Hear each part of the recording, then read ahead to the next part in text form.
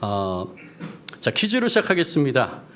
이것은 인류 역사 내내 다양한 형태로 계속 존재해 왔으며 유럽에서는 18, 19세기에 서구 유럽에서요 일어난 민주주의의 확산을 통해서 19세기 중반부터 20세기 초반에 걸쳐 전 세계적으로 폐지되기 시작했습니다. 그래서 지금은 공식적으로 존재하지 않게 된 제도입니다. 사람의 사회적 지위가 출생에 따라서 정해져 평생 바뀌기 어려웠던 제도인 이것은 무엇일까요? 예, 신분제도입니다. 예. 자, 우리 조선 시대에는 양반, 중인, 상민, 천민 같은 신분이 있었죠. 대부분은 상민이나 천민이었습니다. 누구나 양반이 될 수 없었습니다. 왜냐하면 신분제였기 때문입니다. 타고난 신분을 바꾸는 것은 거의 불가능했기 때문입니다. 그래서 현대를 살아가는 지금도 우리가 신분제가 없지만은 농담 많이 하죠. 근데 우리 다 그런 것 같습니다. 우리 막연히 우리 조상들은 옛날에 양반이었을 거야, 그렇죠? 네, 우리 조상은 양반이었을 거라고 다들 생각합니다. 그런데 실제로 당시에 조선 시대의 양반은요 전체 인구의 한 10%도 안 됐다고 합니다. 굉장히 적은 숫자였죠. 그래서 오늘날 누구나 평등하게 살아가는 이 시대가 얼마나 감사한 일인지 모르겠습니다. 자, 이렇게 신분제가 사라진 오늘날 신분에 대해서 우리가 인식하지 못하고 있잖아요. 왜냐하면 신분제도가 없기 때문에. 그러나 우리에게 오늘 그 본문은요 우리의 새로운 신분에 대해서 말하고 있습니다. 우리 그리스도인은 택하신 족속, 왕 같은 제사장, 거룩한 나라, 하나님의 소유된 백성이라는 놀라운 신분과 정체성을 갖고 있는 자라고 선언합니다. 그리고 우리를 일깨워줍니다. 오늘 본문의 네 가지 신분은요 원래 출애굽기 19장 5절에서 6절에 하나님께서 이스라엘 백성에게 하신 약속의 말씀이었습니다. 출애굽기 19장 5절에서 6절 우리 같이 한번 읽어보겠습니다. 시작. 세계가 다 내게 속하였나니 너희가 내 말을 잘 듣고 내 언약을 지키면 너희는 모든 민족 중에서 내 소유가 되겠고 너희가 내게 대하여 제사장 나라가 되며 거룩한 백성이 되리라. 너는 이 말을 이스라엘 자손에게 전할지니라. 아멘.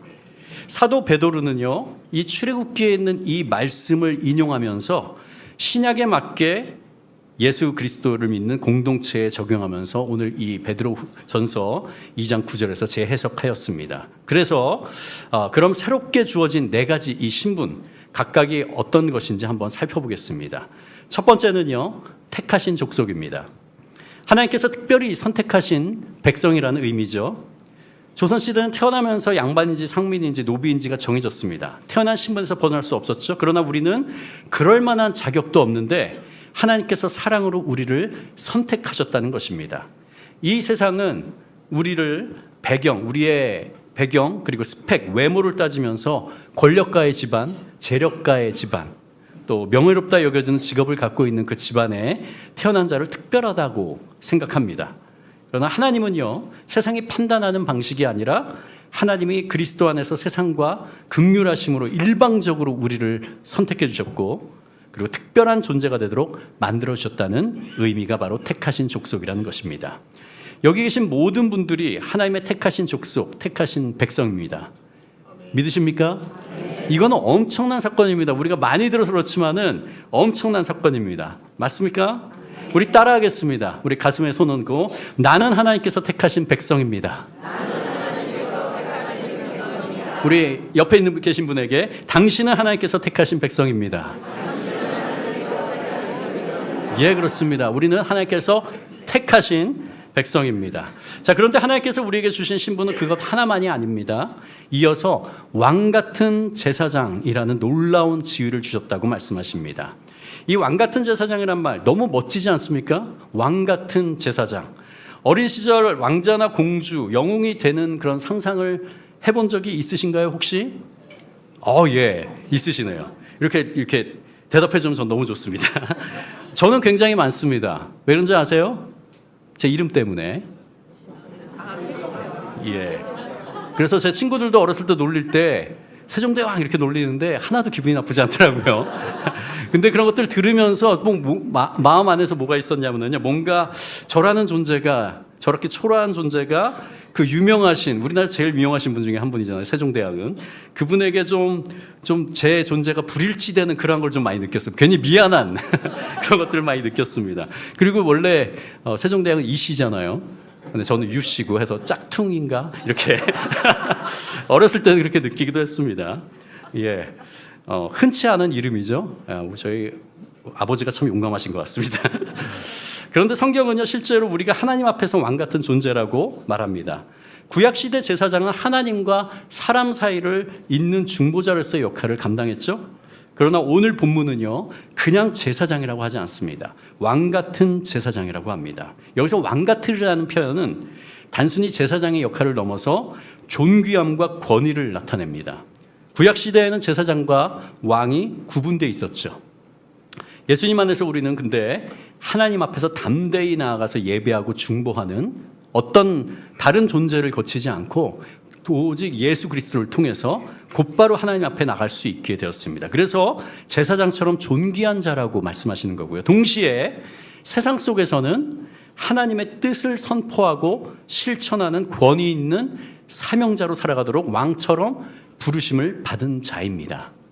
놀랍지 않습니까? 저만 놀라는 것 같네요. 예. 그래서 다시 한번 따라하겠습니다. 나는 왕 같은 제사장입니다. 그 옆에 계신 분에게 당신은 왕 같은 제사장입니다. 예. 자, 이게 두 번째 신분이고요. 세 번째 신분, 우리의 새로운 신분은 세 번째로 이어집니다. 그것은 바로 거룩한 나라입니다. 거룩한 나라는 하나님께 속한 공동체, 세상과 구별된 하나님의 백성을 의미합니다. 하지만 단지 윤리적으로 착하게 사는 것을 말하는 것은 결코 아닙니다. 하나님의 기준으로 살아가는 사람, 하나님을 닮은 사람을 이야기하는 것입니다. 성경에서 그 원어에서 거룩은요, 구분을 된다는 의미거든요. 구분된다, 구별된다. 인간으로부터 구별된다는 의미입니다. 그러나 그저 다르다는 의미가 아닙니다. 근데 하나님의 성품을 닮아가는 삶을 말하는 것입니다. 하나님을 닮아가는 것이 거룩입니다. 사랑, 공의, 자비, 정직, 오래 참으심, 진실함, 항상 동일하심, 하나님의 그 놀라운 성품들이 많이 있잖아요. 이러한 성품을 담는 삶이 진정한 거룩입니다. 거룩한 백성은요, 하나님 중심으로 생각하고 판단하고 행동하는 사람들입니다. 우리 모두는 이 땅 가운데 살아가고 있지만은요, 하늘의 기준을 따라서 살아가는 거룩한 나라의 백성들입니다. 그래서 우리 같이 하겠습니다. 나는 거룩한 나라의 백성입니다. 자, 그리고 마지막 새로운 신분입니다. 네 번째, 그의 소유가 된 백성이라고 합니다. 그의 소유가 된 백성이라는 말은 하나님께서 우리를 값을 치르고 사셨다는 뜻입니다. 소유잖아요, 소유. 소유란 것은 뭐예요? 우리가 물건값을 주고 구입할 때 그게 우리의 소유가 되잖아요. 그것처럼 하나님께서 우리를 어떻게 했다고요? 값을 치르고, 그냥 하신 게 아니라 값을 치르고 사셨다는 뜻이죠. 한번 생각해 보십시오. 한 아이가, 옛날에 노예제도가 있을 때 노예인 아이가 시장에 내몰려서 있습니다. 누구 하나 관심 주지 않는 흥정이 대상이 된 그 아이, 얼마에 살 거냐 말 거냐 이것들이 흥정되고 있는 그때 한 귀족이 다가와서 그 아이를 향해서 말합니다. 내가 이 아이를 사겠다. 내가 가진 전부를 줄 테니 이 아이를 자유롭게 하라. 그 아이가 누구입니까? 바로 저와 여러분입니다. 우리 모두입니다. 하나님께서는 우리가 죄의 종으로 팔려 있을 때 독생자 아들 예수 그리스도를 십자가에 달려 대신 죽게 하시는 가장 값비싼 대가를 지불하시고 우리를 사셨어요. 몇 푼을 주고 사신 게 아니라 하나님의 가장 귀한 독생자 아들 예수 그리스도가 십자가에 달려 죽으시는 그 대가를 치르고 우리 한 사람 한 사람을 사셨습니다. 우리가 그래서 엄청난 존재죠. 그래서 이제 우리의 존재는 죄와 사망의 소유가 아니라요. 누구의 소유라고요? 하나님의 소유라는 것입니다. 결국 하나님의 소유라는 정체성은 우리의 삶의 동기를 바꿔버립니다. 내 욕망이나 세상의 평가에 따라 사는 사람이 아니라 내가 하나님의 소유이기 때문에 하나님이 기뻐하는 것을 삶의 기준으로 삼게 합니다. 그렇지 않습니까? 하나님을 더욱더 알아갈수록 하나님의 은혜를 맛볼수록 어때요? 내가 원하는 대로 살지 않고 어떻게 해요? 하나님 말씀에 따라서 하나님이 우리에게 원하시는 바대로 살아내는 사람들이 바로 그리스도인들이죠. 그래서 우리는 하나님의 것이고 하나님의 목적을 위해 존재하는 하나님의 백성입니다. 우리 따라하겠습니다. 나는 하나님의 소유입니다. 당신은 하나님의 소유입니다. 예. 그런데 우리가 너무 당연히 여기고 있는, 알고 보면 굉장히 놀라운 진실이 하나 있습니다. 바로 오늘 본문에 나오는 네 가지 신분의 표현들, 택하신 족속, 왕 같은 제사장, 거룩한 나라, 하나님의 소유된 백성, 이거는요 원래 우리를 위한 게 아니었습니다. 단 하나의 민족, 곧 아브라함과 그의 자손들로 이루어진 이스라엘 백성에게만 주어졌던 명칭이었습니다. 그렇죠? 우리는 이것을 너무 많이 들어서 익숙하지만 본래는 우리가 당연하게 사용할 수 있는 호칭이 아니었습니다. 불과 2500년, 3000년 전만 하더라도요, 우리가 이스라엘 백성으로 태어나자서 우린 다 이방인이었죠, 당연히. 그리고 그 말씀은 우리에게 해당되는 게 아니었습니다. 이 구약 성경을 보면 분명합니다. 하나님의 언약과 율법, 선지자들의 경고와 약속은요, 이방 민족이 아니라 오직 이스라엘 백성을 향한 말씀이었습니다. 그러나 이제 예수 그리스도의 십자가 대속의 은혜와 구원의 공로로 말미암아서 예수를 주로 믿는 이 세상 모든 사람에게 이 놀라운 신분이 주어졌습니다. 새롭게 주어진 신분으로 인해서 신약 성경과 구약 성경의 그 말씀 모두가 바로 우리에게 주신 말씀으로 완성되었고요. 우리가 하나님의 은혜로 택함을 받아 왕 같은 제사장으로 불리며 거룩한 나라, 하나님의 소유된 백성으로 살아가는 놀라운 특권을 누리게 되었습니다. 우리 베드로전서 2장 10절을 같이 한번 읽어볼까요? 2장 10절 다 같이 시작. 너희가 전에는 백성이 아니더니 이제는 하나님의 백성이요 전에는 긍휼을 얻지 못하였더니 이제는 긍휼을 얻은 자니라. 우리가 이전은 백성이 아니랬잖아요. 근데 이제는 백성이라고 불러주시고요. 전에는 긍휼을 얻지 못했으나 지금은 긍휼을 입은 자라고 말씀하십니다. 우리의 정체성은 뭐예요? 직업, 가족, 학벌, 외모가 우리의 정체성이 아닙니다. 세상에서 규정하는 게 우리의 정체성이 아닙니다. 하나님께서 이렇게 말씀하십니다. 너는 내가 예수 보혈로 산 나의 소유다 라고요. 이 얼마나 놀라운 신분의 전환이며 특권입니까? 아멘. 예. 자, 보통 베드로전서 2장 9절 굉장히 유명한 구절이잖아요. 이 말씀은요, 개인의 정체성이나 개별 교회 공동체에 적용되어서 설교가 많이 됐었습니다. 그런데 오늘은 이 말씀을 조금 더 확장해 보겠습니다. 이 땅에 거하는 모든 한국의 기독교인들과 한국 교회 전체에 한번 적용해 보려고 합니다. 왜냐하면 이 말씀은 단지 개인에게만 주어지는 말씀이 아니라 하나님의 백성으로 부르심을 받은 공동체 전체, 즉 교회와 우리 민족에게 주신 사명이 담겨 있기 때문입니다. 우리 민족 전체로 확장하기에 우리가 어떤 민족인지를 아는 것이 필요하죠. 현재 우리가 지금 이렇게 이 자리에 지금 있는 것은요, 우리 민족의 특징, 우리의 민족의 성품이, 민족성이 담겨 있기 때문에 우리가 지금 이 자리에 있는 것입니다. 그래서 학자들이 우리 한국 민족의 특징을 정리한 몇 가지 키워드가 있는데요. 그 중에 네 가지 특징을 한번 살펴보겠습니다. 우리 한민족, 우리 대한민국 국민들 말하는 겁니다. 첫 번째, 근면합니다. 동의 못하시는 분 계신 것 같은데 아니에요. 제가 외국에서 9년, 10년 살았잖아요. 우리 민족은 어딜 갖다 놔도 다 근면해요. 거기에 있는 사람들에 비해서 정말 부지런하고 정말 일찍 일어나고, 미국의 이민간 분들은요, 세탁소 하시면 새벽 6시부터 옵니다. 밤 10시까지. 예, 대단하죠? 우리가 살아가는 대한민국은 동아시아의 한반도 끝자락인 한반도에 위치해 있습니다. 북쪽은 막혀 있고요. 삼면은 바다로 둘러싸인 반도 국가죠. 국토의 70% 정도가 산입니다. 그래서 농사를 지을 땅이 그렇게 많지가 않아요. 중국도 남부에는 굉장한 평야가 펼쳐지죠. 그것도 산모작이 가능합니다. 동남아시아도 그렇고요. 근데 우리는 일모작밖에 못합니다. 그것도 태풍과 홍수가 큰 피해를 주지 않는 해에만 일모작이 가능하지, 태풍과 홍수가 쓸고 하잖아요. 그럼 먹을 게 없는 그런 땅입니다. 그런데 국토 대부분이 화강암으로 구성되어 있습니다. 많이 지리 시간에 많이 들었죠? 자, 그래서 정말 좋은 게 뭔지 아세요? 정말 맑고 깨끗한 물을 누리는 축복을 하나님이 주셨습니다. 유럽에 같은 경우는요, 석회수가 많습니다. 그 물에 석회 알갱이가 들어있습니다. 근데 우리는 그런 거 없잖아요. 어디나 깨끗한 물. 정말 큰 장점이죠.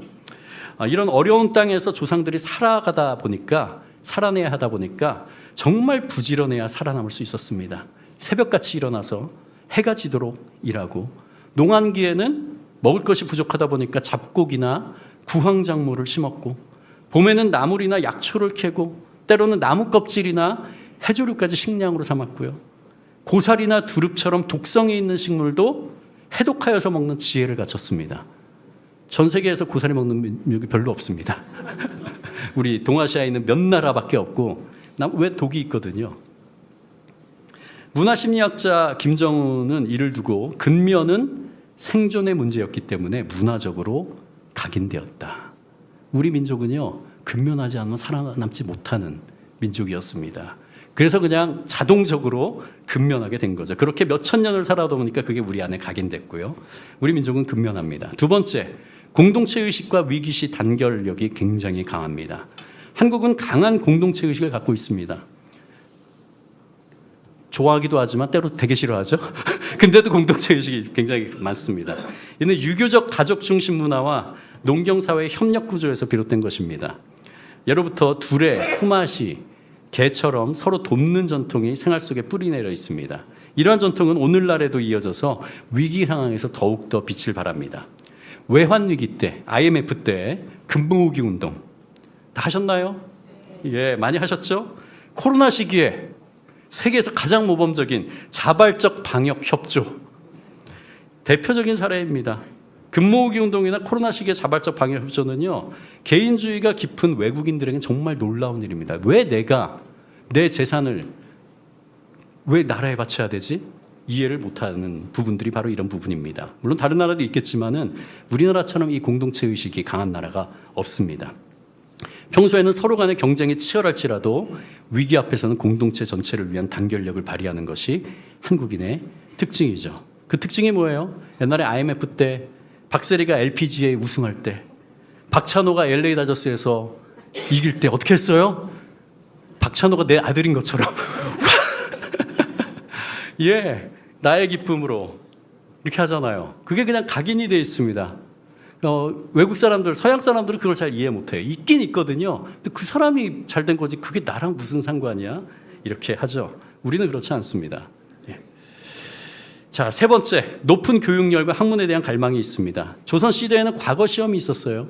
그래서 신분 상승이 가능했기 때문에 배움은 곧 생존의 수단이다 희망이었습니다. 서당에서 천자문과 논어를 배우면서 글 공부에 힘썼고요. 서민층에서도 자녀 교육에 남다른 열정을 보였습니다. 우리 6.25 전쟁의 폐허 속에서도 가난해도 그 가난한 가운데서도 부모들은요, 자녀 교육만큼 결코 포기하지 않았습니다. 그때는 굉장히 많이 나왔었죠. 예, 제가 외가 쪽으로 10남매고 아버지 쪽이 12남매인데 제 사촌이 48명입니다. 예. 근데 아무리 없어도요, 첫째는 대학을 보냈어요. 어떤 수를 써서라도 첫째는 대학을 보냈습니다. 그래서 그 첫째가 나머지를 다 먹일 수 있도록. 제 삼촌들도, 미국에 있는 외사촌 삼촌들도 대학을 못 갔습니다. 첫째 삼촌과 둘째 삼촌만 겨우 대학 가고, 저희 어머니가 셋째인데 어머니도 대학 못 보내고 이렇게 했었죠. 그래서 교육이 생존이었어요, 우리에게는. 오늘날 세계적으로 유명한 한국의 높은 학업 성취도, 세계 최고 수준의 대학 진학률은 바로 이런 문화적 배경에서 비롯된 것입니다. 교육을 통해 삶의 질을 높이고 나라의 미래를 개척할 수 있다고 믿는 학문에 대한 갈망은 지금도 한국 사회의 중요한 동력입니다. 그래서 1960년대, 70년대 우리 경제 발전이 이루어질 때 정말 많은 국민들이 나의 것을 희생하면서 또 그 안에 잘 배운 이런 분들의 그런 교육이 또 한 몫을 같이 했습니다. 네 번째, 한국민의 특성은요, 적응력과 유연성입니다. 다른 말로 유도리, 또 다른 말로 빨리빨리. 예. 한국인은 변화에 매우 빠르게 적응하는 능력을 가지고 있습니다. 이는 빨리빨리란 말로 대표되면서 옛날에 80년대, 90년대 빨리빨리 되게 안 좋은 거라고 봤거든요. 시대가 바뀌면서 지금 빨리빨리가 엄청 좋은 게 됐습니다. 어떤 걸 심사숙고해서 결정하면은 이미 늦습니다. 그래서 일단 움직이면서 생각하면서 결정하고 안 되면 빨리빨리 바꾸고 이렇게 하는 유연성, 그게 세상이 너무너무 빨리 돌아가면서 그렇게 바뀌어버렸죠. 그래서 우리에게 굉장히 좋은 그런 가치가 됐습니다. 산업화와 민주화를 거의 동시에 이뤄낸 나라입니다.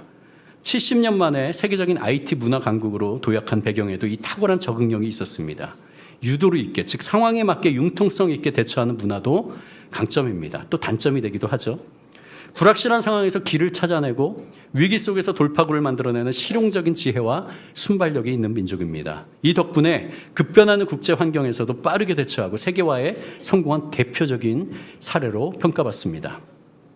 이렇게 빠른 적응력과 유연성으로 오늘날 세계 속의 강국으로 성장했지만 불과 한 세기 전만 해도 우리 민족은 깊은 어둠의 시간을 지나야 했습니다. 조선 말기 쇄국 정책과 정치적 부패, 군사력과 경제력의 약화, 열강과의 외교 실패, 복합적인 요인들로 인해서 국력이 쇠퇴하였고요. 이 당시에 우리에게 복음이 전파됐죠. 우리 개신교 선교사들이 전 세계에서 찾아왔고 그때부터 이 땅 가운데 복음의 씨앗이 뿌려졌습니다. 내부 분열과 외세 침략, 근대화 실패가 겹치면서 결국 1910년 일본의 국권을 빼앗기고 35년간 식민 지배를 받게 되었습니다. 그러나 우리 민족은 포기하지 않았습니다. 수많은 독립운동가들의 희생과 국내외 저항, 그리고 2차 세계대전의 결과로 1945년에 마침내 해방을 맞이합니다. 곧 이어진 6.25 전쟁, 막대한 엄청난 피해를 남겼고요. 이 한국 땅이 쑥대밭이 됐죠. 폐허가 됐습니다. 그때 한국은 세계에서 가장 가난한 나라 중 하나로 전락했습니다. 그러나 대한민국은 60년대, 70년대 세계가 주목하는 경제 발전을 통해서 산업 기반을 마련했고 80년대, 90년대에는 권위주의 체제를 무너뜨리고 민주화를 이룩했습니다. 2000년대 이후에 전자, 조선, 자동차, 반도체 등 세계적인 산업을 일구면서 기술 강국으로 발돋움했고요. 2010년대 이후 지금은 한국은요, 음악, 영화, 음식, K푸드, 우린 옛날에 없어가지고 먹은 건데 그게 지금은 세계적으로 건강식이 돼가지고요, 계속 먹을 수 있는, 굉장히 각광받고 있는 이런 놀라운 일들이 벌어지고 있습니다. 다양한 분야에서 세계적인 문화 강국으로 주목받고 있습니다.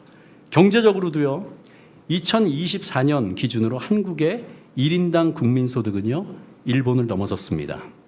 물론 다른 부분도 있지만 1인당 국민소득으로 일본을 넘어섰습니다. 전 세계 인구 5천만 명 이상 국가들 중에서 소득 6위에 해당되는 나라가 바로 우리나라입니다. 전 세계에서 민주주의를 경험하지 않았던 나라가 전쟁 폐허에서 경제 발전을 이룬 나라, 몇몇 나라들이 있습니다.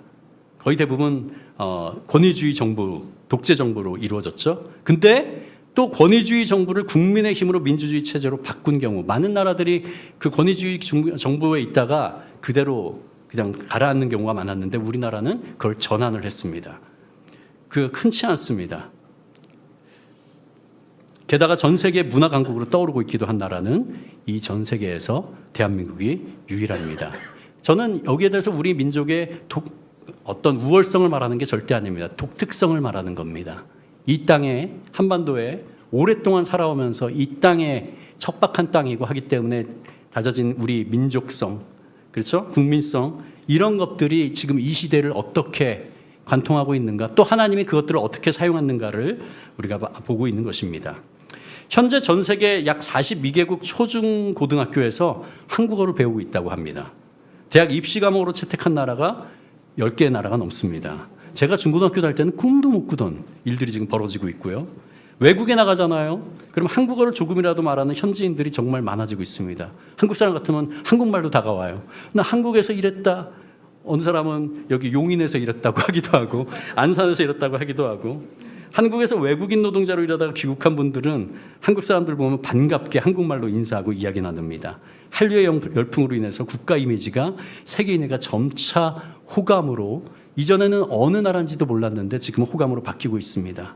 우리는 분명 놀라운 시대를 살아가고 있습니다. 역사상 최고의 전성기라고 해도 지나치지 않을 정도의 그러한 시대를 살아가고 있죠. 그런 많은 사람들이 그렇게 평가를 합니다. 다만 정치적 분열이 많은 것이 사실이지만 그것도 한번 생각해 보기 바랍니다. 서구 유럽 국가들은요, 민주주의가 지금같이 지금 서구 유럽에 있는 그 선진국이라고 말하는 그 나라들은요, 그 민주주의가 처음부터 된 게 아니고요, 200, 300년에 걸쳐서 그 민주주의가 이루어진 겁니다. 혁명, 내전, 정치적 불안정, 사회적 갈등, 경제적 혼란, 계급투쟁, 대화 타협 등의 그 진통을 200, 300년 동안 겪으면서 결국은 안정이 된 거죠. 서로 부딪히고 싸우고 대립하는 것보다 합의하고 룰에 따라서 하는 게 훨씬 나은 거구나 라는 것이 성숙해진 거죠. 그러나 우리는 지난 45년, 50년 동안에 압축해서 민주화를 이뤄냈습니다. 빠른 거 좋아하시나요, 우리? 민주화도 압축해서. 서구 사회가 200에서 300년 동안 겪었던 일들이 동시다발적으로 일어나고 있습니다. 그러니까 더욱더 혼란하게 느껴지죠. 그래서 이 세대 여기 안에도 6.25를 겪으신 분도 있으실 거예요. 저희 아버지도 6.25를 겪으셨거든요. 그분도 계시고요. 얼마나 그 참혹했는지를 기억하시는 분들 계시죠. 트라우마가 되신 분. 어떤 분들은 태어났을 때 새마을운동 이런 것들이 벌어져서 나라가 점점 발전해 나가는 것들. 그때 중고등학교 청년이었던 분도 계시고요. 또 어떤 분들은 민주화 운동이 막 일어날 때 그때 중고등학생 청년인 분도 계시고, 요즘 태어난 아이들은 태어났더니 선진국입니다. 태어났더니 이미 노벨상을 받고 있고요, 우리나라가. 태어났더니 아카데미를 받고, 최근에는 토니상, 뮤지컬의 어워드도 6개 부문을, 이런 나라에. 그러니까 요즘에 태어나는 아이들은요, 자부심이 우리나라 선진국인데 우리 어른들이 하는 거, 정치하는 거 보니까 굉장히 한심하죠. 이렇게 보고 있습니다. 그래서 국가의 위기에 하나로 뭉친 것처럼 우리도 분열과 혼란을 극복하고 정치적으로 안정된 나라가 될 것을 기대합니다. 그렇다면 이 모든 놀라운 성취는 누구 덕분입니까? 이 모든 것은 우리 민족이 특출나서 가능했던 것일까요? 성경은 분명히 말합니다. 신명기 8장 12절에서 14절, 17절에서 19절. 한번 교독할까요? 제가 한 절 읽고 여러분 한 절 읽고. 내가 먹어서 배부르고 아름다운 집을 짓고 거주하게 되며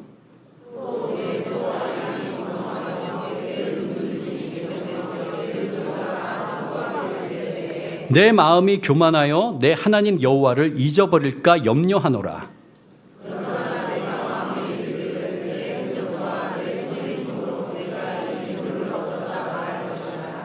내 하나님 여호와를 기억하라. 그가 내게 재물을 얻을 능력을 주셨습니다. 이같이 하심은 내 조상들에게 맹세하신 언약을 오늘과 같이 이루려 하심이니라.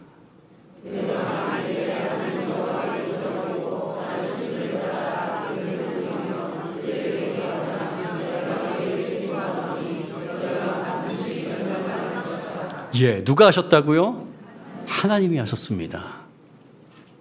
세상 사람들은 하나님의 존재를 알지 못하고 무시하는 사람들은 자기가 했다라고 생각하죠. 우리 기독교인들은, 신앙인들은 어떻습니까? 그리스도인들은 모든 것을 하나님이 하셨습니다. 아멘. 이 고백입니다. 하나님의 은혜입니다. 하나님께서 우리 민족성을 한반도에서 만들어내셨기에 우리에게 일제강점기와 6.25 이후 폐허도 극복할 수 있었고, 하나님의 베푸신 은혜로 국력도 세계 10위권으로 성장할 수 있었습니다. 그런데 하나님께서 우리를 풍성하게 하신 이유는 단순히 우리만 잘 살기 위함이 결코 아닙니다.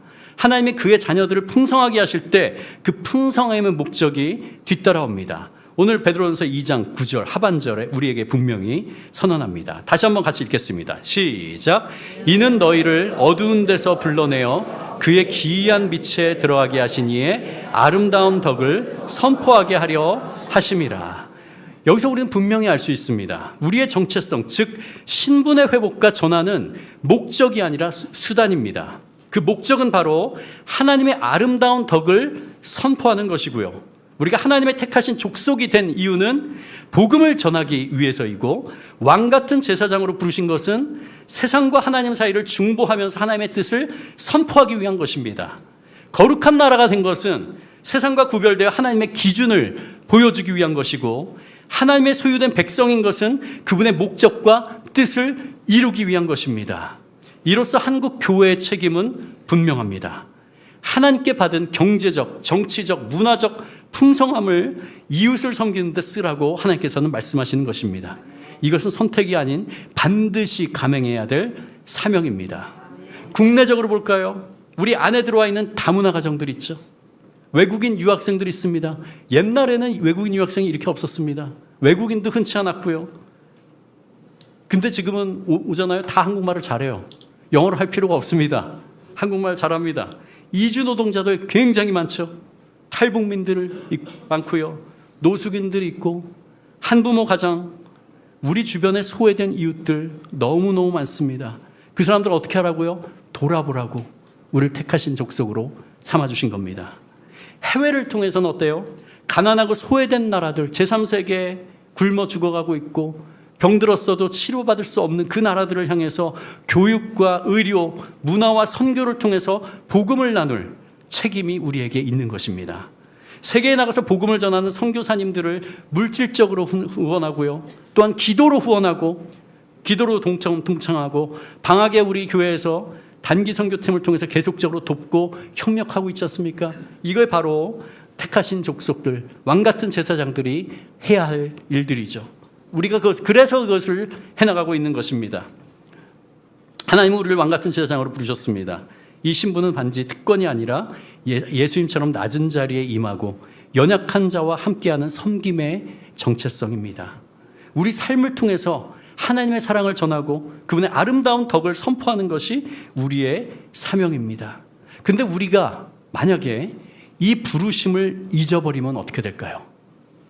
바로 그 질문에 대한 답이 복음의 빛을 먼저 받았던 유럽과 미국의 모습에서 볼 수 있습니다. 우리에게 복음을 전해주었던 선교사들이요, 미국과 영국 또 독일의 선교사들입니다. 근데 그 기독교 나라들이요, 이미 많은, 특히 유럽은 탈기독교화의 길을 걷고 있습니다. 교회 출석률은 엄청 형편없고요, 청년뿐만 아니라 장년 세대까지 신앙이 빠르게 무너져가고 있습니다. 미국도 마찬가지입니다. 점차 세속화되고 있고요, 교회 안의 분열과 세상에 대한 타협들에 대한 모습들이 벌어지면서 갈라지고 있습니다. 복음의 빛을 흐리게 만들고 있죠. 물론 하나님을 바라보면서 하는 그 교회들도 있습니다. 한국 교회도 예외는 아닙니다. 1980년대 부흥 이후에 교회는 외형은 굉장히 커졌죠. 그러나 본질은 약해졌습니다. 정치적 영향력, 숫자, 명예를 자랑했지만 하나님이 주신 본래의 정체성을 잊고 있지는 않았는지 이 시간에 우리는 곰곰이 돌아봐야 됩니다. 이제 우리는 하나님께서 주신 새로운 신분, 참된 사명을 회복해야 할 때입니다. 우리 말씀을 마무리하겠습니다. 우리는 특별한 신분을 선물로 받았습니다. 그러나 그 신분은 특권에 머물기 위한 게 아닙니다. 세상을 향해 하나님의 덕을 선포하는 사명을 위한 것입니다. 오늘 주시는 이 말씀을 마음에 새기고 특권에서 사명으로 나아가는 한 사람, 한 가정, 그리고 우리 교회, 우리 민족이 되기를 주님의 이름으로 축복합니다. 우리 함께 찬양하겠습니다.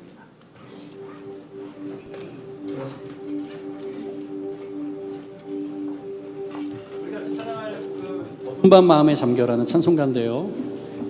보통 8.15 광복주일이나 아니면 3.1절 기념주일 이런 때 많이 부르는 곡인데 저는 신학교 다니면서 이 곡을 굉장히 한 학기에 한 두세 번은 부른 것 같아요. 특히 고요한 아침의 나라 일꾼을 부른다 할 때 우리 신학생들 마음을 뜨겁게 하면서 하나님 저를 사용해 주십시오라고 이 곡을 부르면서 헌신했던 기억이 납니다.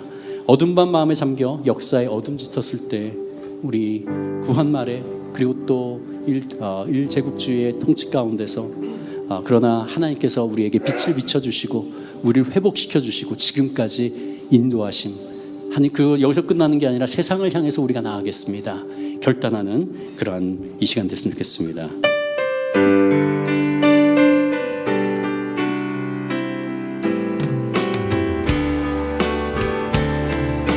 어둠 밤 마음에 잠겨 어둠 밤 마음에 잠겨 역사의 어둠 짙었을 때에 계명서 동쪽에 밝아 이 나라 여명이 왔다. 고요한 아침에 나라 빛 속에 새롭다. 이미 삶 속에 얽혀 이 땅에 생명 감로와 간다. 목표에 뿌리는 깊어 목표에 뿌리는 깊어 하늘로 줄기까지 솟을 때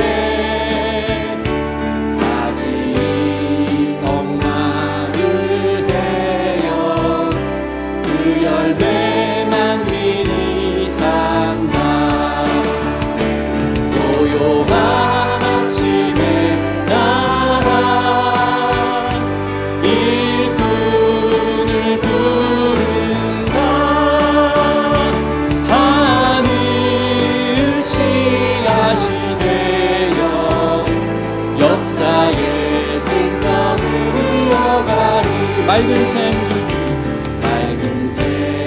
샘줄기 용서사 거칠은 땅에 흘러 적실 때 기름진 푸른 벌판이 눈앞에 활짝 트인다. 고요한 아침의 나라 새하늘 새 땅아 길이 꺼지지 않는 인류의 횃불되어 고요한 아침의 나라 고요한 아침의 나라 새하늘 새 땅아 새하늘 새 땅아 길이 꺼지지 않는 인류의 횃불 되어 가거라. 우리 시간에 같이 기도하겠습니다. 우리 기도할 때 오늘 말씀은 신분에서 시작되었습니다. 그러나 하나님이 주신 신분에는 반드시 목적이 따릅니다. 하나님께서 우리를 택하셨고 왕같은 제사장으로 거룩한 나라 하나님의 소유된 백성으로 삼으신 이유는 바로 그분의 아름다운 덕을 선포하게 하시기 위함입니다. 우리가 받은 신분은 특권이지만 동시에 사명입니다.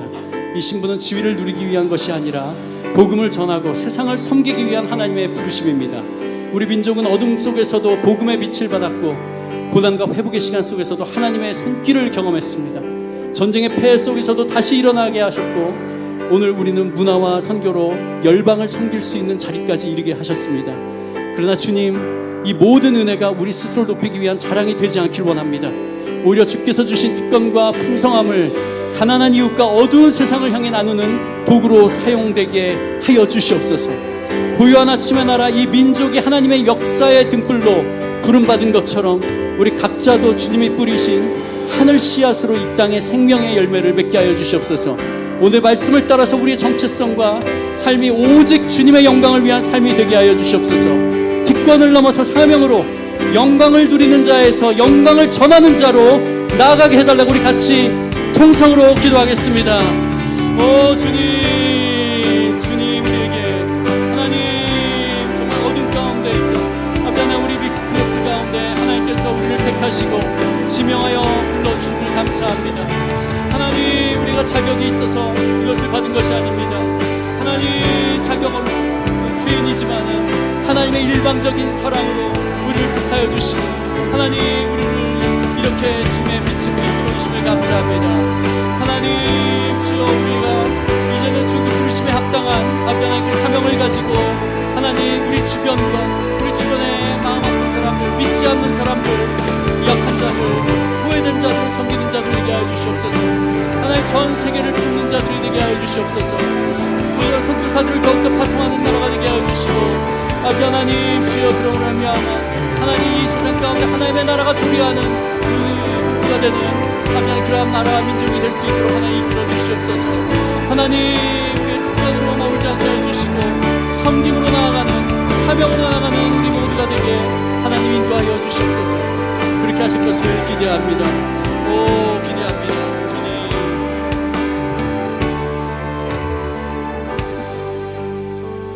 하나님은 한국 교회만이 아니라 온 세상의 모든 민족과 교회들을 보혈로 구속하시고 왕같은 제사장 거룩한 나라 하나님의 소유된 백성이라 부르셨습니다. 이 부르심은 모든 민족에게 열려 있으며 그 부르심에 응답하는 자들을 통해서 하나님은 지금도 일하시고 회복하시며 세상을 변화하고 계십니다. 오늘 우리도 이 부르심 앞에 다시 서기를 원합니다.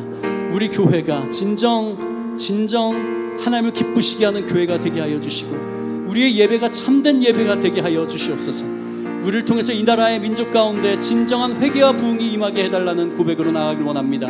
한국 교회가 받은 이 특권을 이 시대를 위한 사명으로 살아가게 하시고 우리 민족들뿐 아니라 온 열방을 섬기는 교회로 우리를 사용해달라는 간절한 기도가 이 시간 우리의 입술에서 터져나오길 원합니다.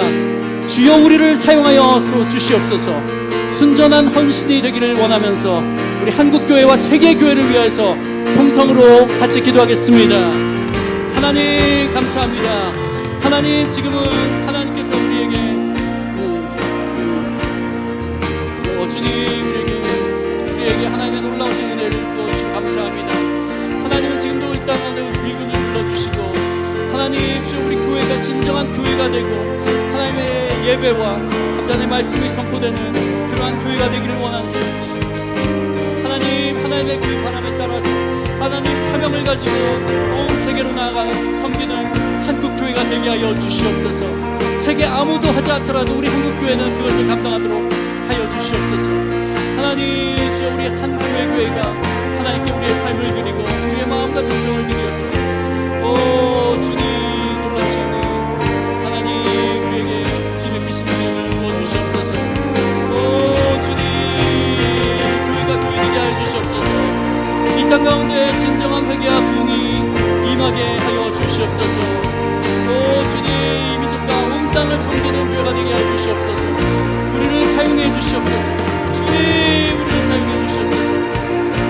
주님 감사합니다. 우리 같이 일어나서 찬양하겠습니다. 우리에게 소원이 하나 있네. 우리에게 소원이 하나 있네. 주님 다시 오실 그날까지 우리 가슴에 새긴 주의 십자가 사랑 나의 교회를 사랑케 하네. 주의 교회를 향한 우리 마음, 주의 교회를 향한 우리 마음, 희생과 포기와 가난과 고난 하물며 죽음조차 우릴 막을 수 없네. 우리 교회는 이 땅의 희망, 교회를 교회되게 예배되게 우리를 사용하소서. 진정한 부흥의 날 오늘 임하도록 우리를 사용하소서. 성령 안에 예배하리라. 성령 안에 예배하. 자유의 마음으로 자유의 마음으로 사랑으로 사역하리라. 사랑으로 사역하리. 교회는 생명이니 교회는 생명이 교회를 교회되게 교회를 교회되게 예배되게 우릴 사용하소서. 진정한 부흥의 날 오늘 임하도록 우릴 사용하소서. 진정한 부흥의 날, 진정한 부흥의 날 오늘 임하도록 우릴 사용하소서.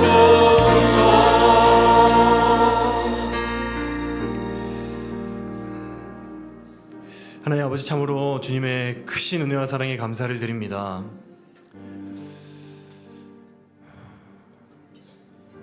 하나님께서 베풀어 주셨던 것들을 자신을 위해서 사용했던 사울 왕을 기억합니다.